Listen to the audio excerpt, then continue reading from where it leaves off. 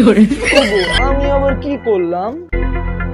তুমি যখন বাপের বাড়ি ছিলে আমার জন্য যৌতুক হিসেবে কতই না ইলিশ মাছ পাঠাতে, প্রচুর টন টন ইলিশ মাছ পাঠাতে। এখন তো আর পাঠাও না। আইসে কাটা গায়ে নুনের ছেটা দিতে। তুমি আগে যখন দেশে থাকতে কতই না ইলিশ মাছ পাঠাতে। এখন এখন তোমার দেশের নতুন সরকার আর ইলিশ মাছ পাঠায় না। আমি আর আমার দেশের মানুষ কি খেয়ে বেঁচে থাকবো জানো? বলো তুমি, বলো। ওগো তুমি রাগ করো না, তুমি না আমার বিয়ে না করার একমাত্র স্বামী।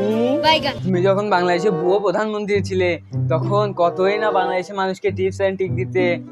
ওই কাঁঠালের বদলে গরুর গোশের বদলে কিভাবে কাঁঠাল খাওয়া যায়, তারপরে কুমড়োর বদলে বেগুনির বদলে কিভাবে কুমড়ো খাওয়া যায়, কুমড়ো দিয়ে বেগুনির চপ বানানো যায়। তারপর আমাকে এরকম একটা ভুয়া নিউজ দাও না যে কিভাবে ইলিশ মাছের বদলে অন্য কি মাছ খাওয়া যায়। ও মা তাই? আরে এটা তো ভারত, এখানে তো কোনো সমস্যা নেই, এখানে সব সম্ভব। আমি জানো বাংলাদেশে এতে আমার গণভবনে ইলিশ মাছ চাষ করতাম না। আর এটা তো ভারত, এখানে তো সব সম্ভব। তোমার দেশে তোমার পুকুরে ইলিশ মাছ চাষ করে দাও, একটা তোমার দেশের বিজ্ঞানীদেরকে আমার কাছে পাঠিয়ে দাও, আমি ওদেরকে ফর্মুলা দিয়ে দেবো যে কিভাবে ইলিশ মাছ পুকুরে চাষ করা যায়। ঠিক আছে বাবু? এটা তুমি আমাকে আগে বলবা না? আসো বাবু, এখন আমরা একটু রোম্যান্স করি।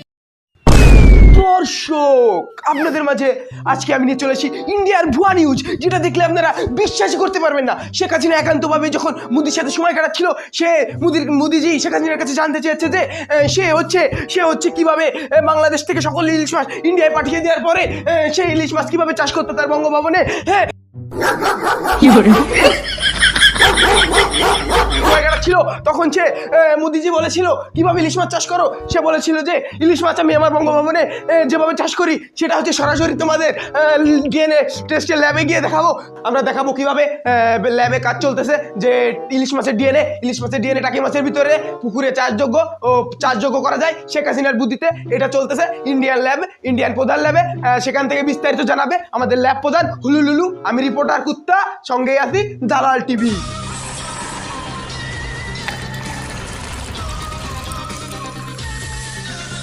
ডক্টর হুলুলুলু, এতক্ষণ আমরা দেখলাম যে আপনি আপনার ল্যাবে মালাঠুলি নিয়ে রিসার্চ করার নামে খেলাধুলা করছেন।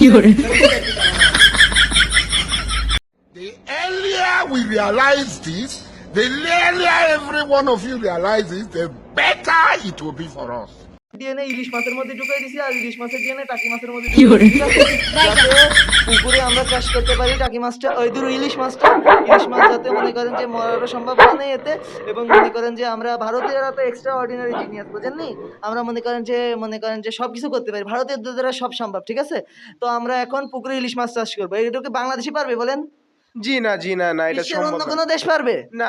তাহলে ভারতবর্ষ কি সেরা? জি আমি বলি আগে আমার গতি দিন। ভারতবর্ষকে মাথা কি গোবর আপনি মানে? এটা অবশ্যই গুবারা। তো দর্শক, এই ছিল আমার কাছে ইন্ডিয়া থেকে সর্বশেষ খবর। আমি রিপোর্টার কুত্তা, দালাল টিভি। ভিডিওটা যদি ভালো লেগে থাকে অবশ্যই লাইক করবেন, চ্যানেলে যদি নতুন হয়ে থাকেন সাবস্ক্রাইব করবেন, বন্ধুদের কাছে শেয়ার করবেন, প্লিজ শেয়ার করবেন। আর ভিডিওতে যদি কোনো মতামত থেকে থাকে তো অবশ্যই কমেন্টে জানাবেন, আমরা উত্তর দেওয়ার চেষ্টা করব। ধন্যবাদ।